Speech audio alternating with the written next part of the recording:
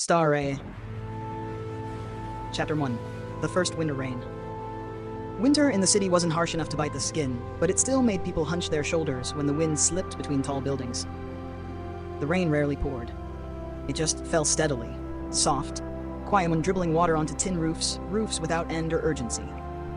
Min stood at the bus stop, his hands buried deep in the pockets of his thin coat. His plastic umbrella had snapped that morning when he rushed out in a hurry.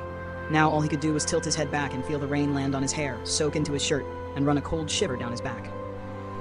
Today had been awful, in every way. He had overslept. The meeting, had already started when he got to work. It was supposed to be his chance to step forward, to finally be seen. But when he walked in, the department head didn't say a word, just gave him a single glance, sharp and cutting like a blade, then continued as if Min had always been irrelevant. Min wasn't the type to charm people or build connections. He just did his job, properly, quietly, on time. But that wasn't enough in a world that rewarded the loudest voice in the room. He had meant to apologize afterward, to explain, but in the end, he hadn't. Maybe that opportunity had already passed him by. Now here he was, soaked, tired, hungry, waiting for a bus that was, of course, late. Everyone else at the stop had umbrellas. They kept to themselves, shielded from the rain, shielded from each other. No one made eye contact. Min thought of his mother. She died 3 years ago, during a sudden stroke. It had rained that day too, but heavier, a downpour that seemed like the sky trying to scrub something clean. Today's rain was gentler, steady, not sad exactly, just cold. He lowered his head, listening to the rhythmic tapping of rain on the plastic roof above. And then, footsteps. A man had appeared beside him. Min hadn't noticed when he arrived. He looked to be in his 60s, thin, dressed in a long raincoat, holding a worn blue umbrella. His hair was streaked with gray, his eyes small behind thick glasses, but bright and calm. He didn't speak. Just quietly tilted the umbrella to cover Min. Min blinked, surprised. Before he could say anything, he felt the warmth of shared shelter on his right shoulder. "It's all right," the man said gently, as if sensing Min's hesitation. Min gave a small nod. His lips moved, almost forming a thank you, but nothing came out. Maybe words weren't needed. Or maybe he didn't want to disturb the stillness. They stood side by side in silence. The rain didn't stop. From time to time, Min glanced at the umbrella, faded pale blue with a few worn spots. The wooden handle was scratched, but strong. It felt strangely familiar, like something from a distant, blurry memory. A breeze passed through. The man raised a hand, steadied the umbrella's edge, then let go. The motion was smooth, like second nature. Min felt something soften inside. The day's weight, his frustration, his disappointment, didn't disappear, but it began to feel lighter, as if the rain was slowly rinsing it away. Far down the road, the bus finally came into view. Its yellow headlights pierced the mist like two lost fireflies. Min turned to say something, but the old man had already stepped back, lowered his umbrella, gave a gentle nod. Min boarded the bus, glancing back through the fogged window. The man was walking away now, along the sidewalk, still tilting that same blue umbrella, this time toward a woman struggling with her soaked handbag. Min watched until the man disappeared behind a street lamp. And for the first time in weeks, he smiled. Not because someone had shared an umbrella, but because for the first time in a long while he had felt something he thought was gone. Kindness hadn't vanished. It was still out there, quiet, gentle, standing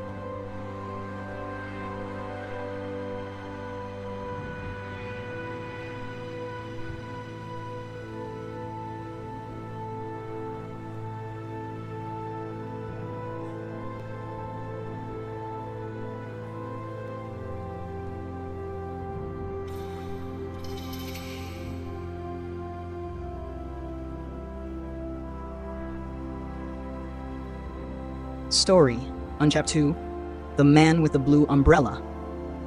That day drifted by like a faint dream, real, but weightless. Min didn't mention it to anyone, not because he wanted to keep it secret, but because there didn't seem to be a reason. No one asked, and how would he even explain it? Just some rain, just an old man, just a blue umbrella, and yet something lingered, quietly, like the aftertaste of a gentle memory. The next morning, Min walked a little slower on his way to work. He looked around more, at people, at windows, at small movements on the sidewalk. At the bus stop, he arrived earlier than usual. Part of him hoped he'd see the old man again, but he didn't. The days passed, 1 week, then another. The winter drizzle faded, replaced by soft, hesitant sunlight. Min's life returned to its rhythm. The office, the traffic, the cold lunches and silence. Nothing had really changed on the outside.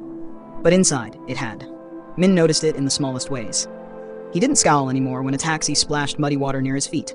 When a coworker interrupted him to ask for help, he didn't feel annoyed. He simply helped.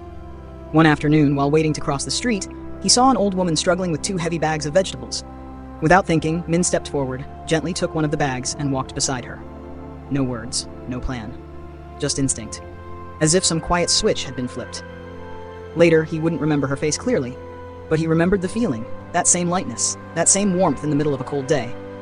He started carrying a spare umbrella in his backpack, not for himself, just in case. Just in case someone was caught in the rain. Just in case there was another moment to be shared, quietly, gently, under the soft patter of a blue sky weeping.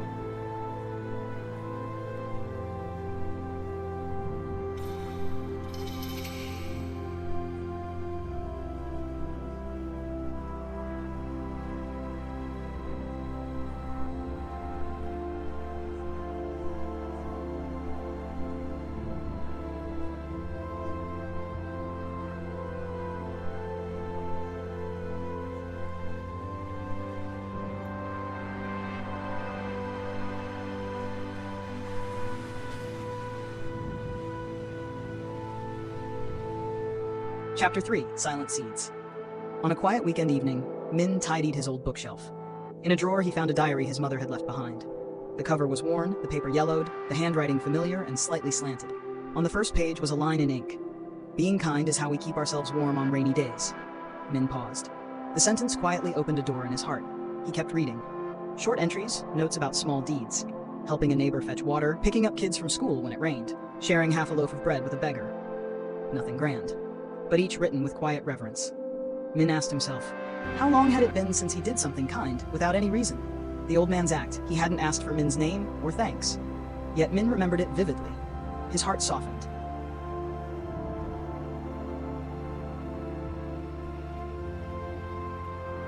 Chapter 4, Childhood Memories.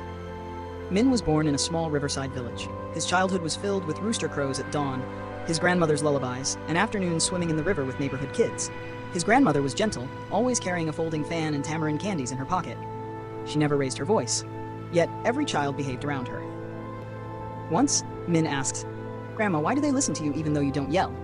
She smiled, "Because people listen with their hearts, not with their ears." At the time, Min didn't understand. But now, sitting in a crowded city feeling alone, he suddenly remembered those words. So many things in life happen quietly. Just like kindness, it can come through a look, through presence.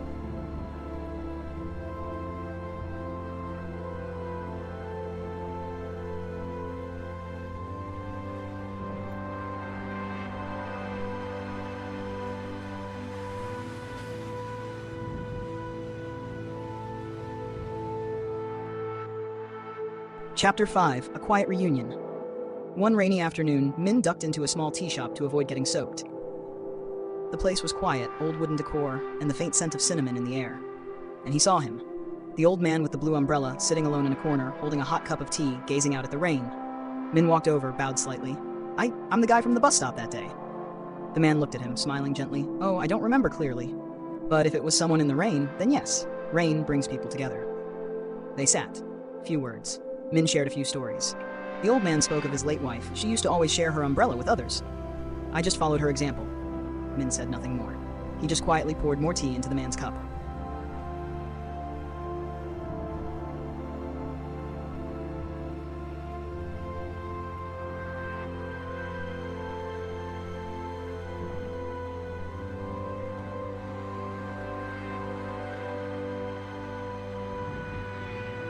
Chapter 6, Ripple Effect. Since that day, Min often returned to the tea shop. Sometimes the man was there, sometimes not, but each time he left, Min felt a little more at peace. He started volunteering on weekends, reading books to children, helping organize old library stock, donating items to a nearby orphanage.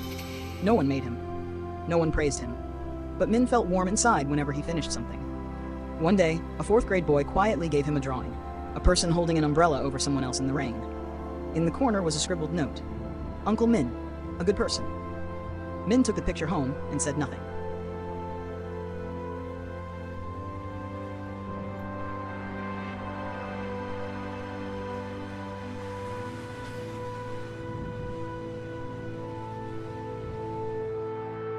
Chapter 7. Passing it on. A month later, a sudden heavy rain hit while Min was heading home. Under the awning of a pharmacy, he saw a young woman standing, shivering, no umbrella, no raincoat. She fumbled with her phone, the screen blurred with water, useless. Without thinking, Min approached, pulled out the spare umbrella from his backpack, and covered her. "Which way are you going? I'll walk with you for a bit." The girl looked at him, surprised. A moment of hesitation, then she nodded. They didn't talk much, just walked in the rain. At a street corner, she bowed slightly and said, her voice as soft as the wind, "I think I got lucky today."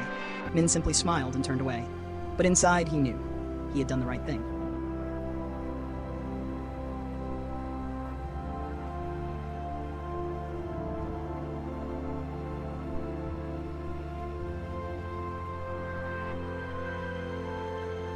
Chapter 8. The Final Letter. One early spring morning, Min received a small parcel. The sender was the tea shop owner. Inside was a handwritten note. "The old man passed away last week, peacefully, without pain.